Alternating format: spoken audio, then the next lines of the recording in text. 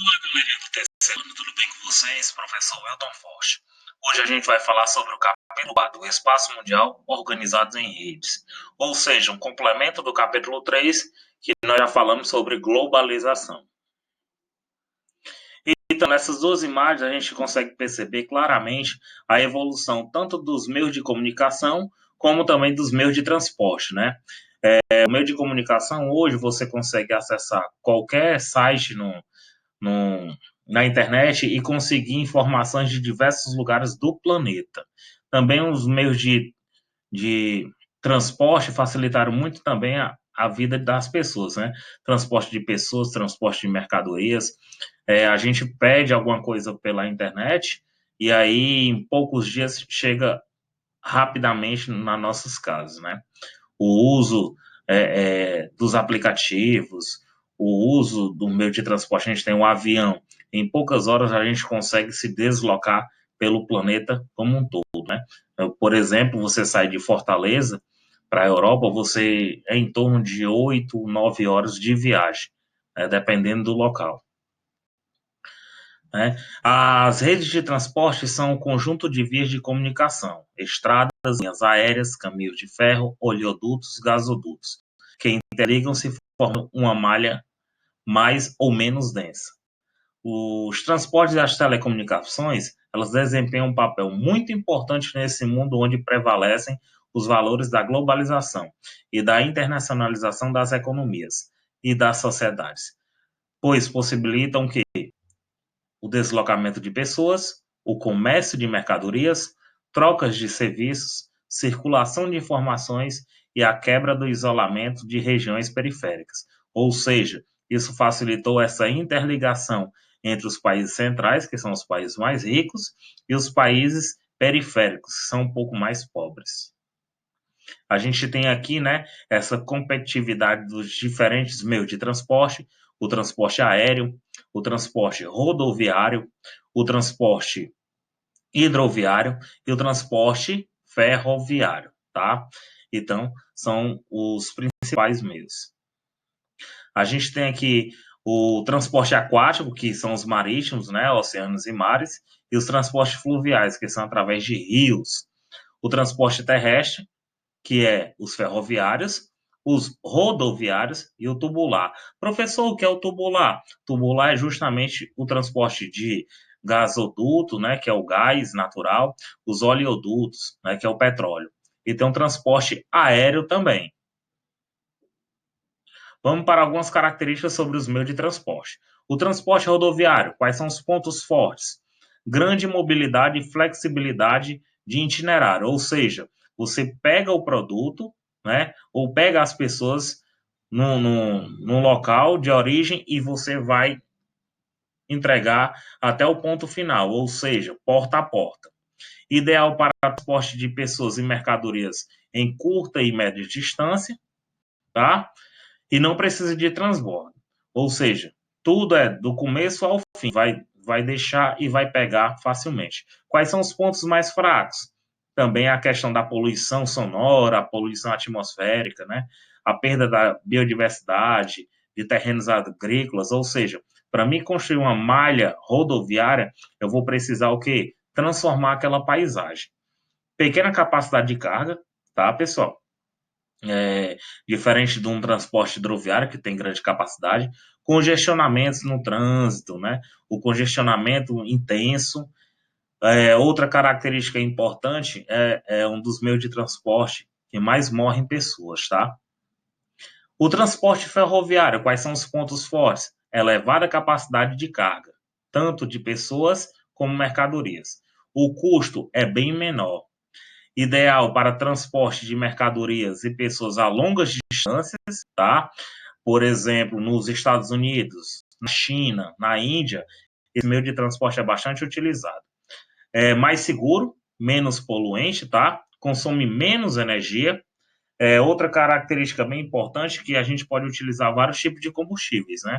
O óleo diesel, a gente pode utilizar também o gás natural, a gente pode utilizar também a energia, né? Energia elétrica, tá?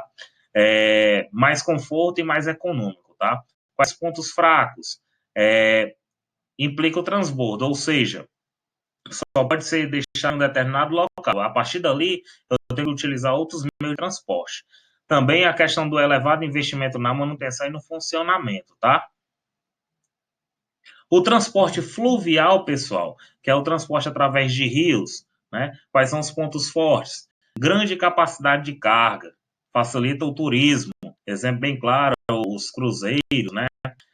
Que viajam no mundo todo. Também, por exemplo, vai ressaltar o seguinte, né? Que esse transporte ele é feito em rios de planície, ou seja, onde a água ela não tem tanta velocidade, tá? Que facilita essa navegação. Quais são os pontos fracos?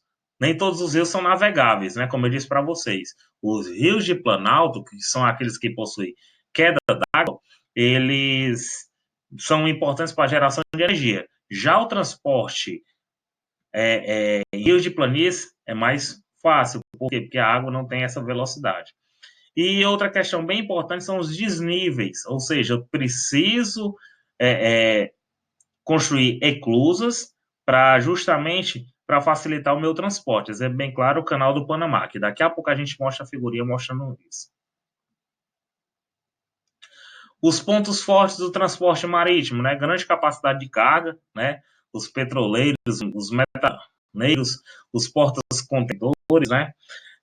Que tem essa grande capacidade, transporta também praticamente todo tipo de mercadoria. A maior parte das mercadorias que chegam ao nosso país, pessoal, vem por onde? Vem pelo oceano, tá? Quais são os fracos? Reduzir a velocidade, necessidade de transbordo, ou seja, chegou em um determinado ponto, eu tenho que pegar essa mercadoria e botar em outro meio de transporte.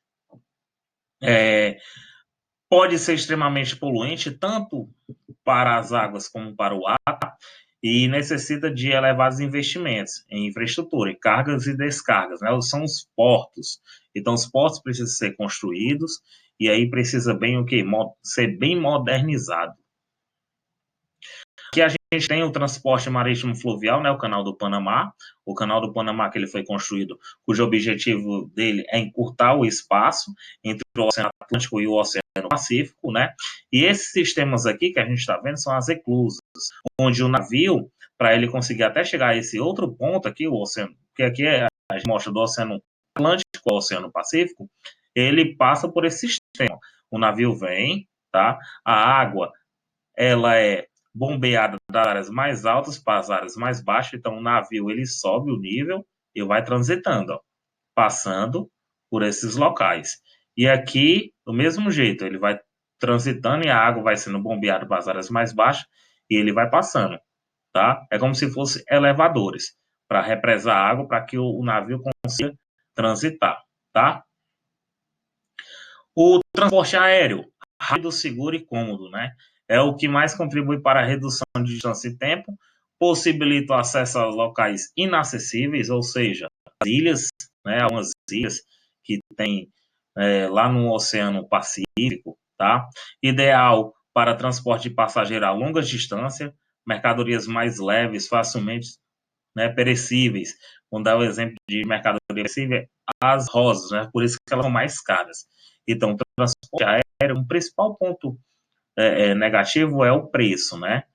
É, o ponto fraco que a gente cita aqui, vários pontos, né? Quer dizer, o custo elevado, a baixa capacidade de carga, a questão também o grande consumo de combustível, a poluição atmosférica, a poluição sonora, os impactos ambientais na construção dessa infraestrutura, tá? Então, as redes e os meios de transporte, o desenvolvimento das telecomunicações possibilitou o quê? A comunicação, a circulação de informações à distância, tá? Som e imagem. Este desenvolvimento está associado às ondas eletromagnéticas, cabos de fibra ótica, satélites, tá? Os principais serviços de telecomunicação, a gente tem o quê? A comunicação audiovisual, que é a televisão, as videoconferências, que estão fazendo agora, né? Essas aulas online, o uso da internet, né? O fax, etc. Hoje, o uso da internet é o que prevalece, sem sombra de dúvida. Então, os transportes, comunicações e qualidade de vida. A modernização e a evolução dos transportes e as comunicações conduziram às profundas alterações econômicas, sociais, culturais e modificaram modo de ver, aprender e viver no espaço.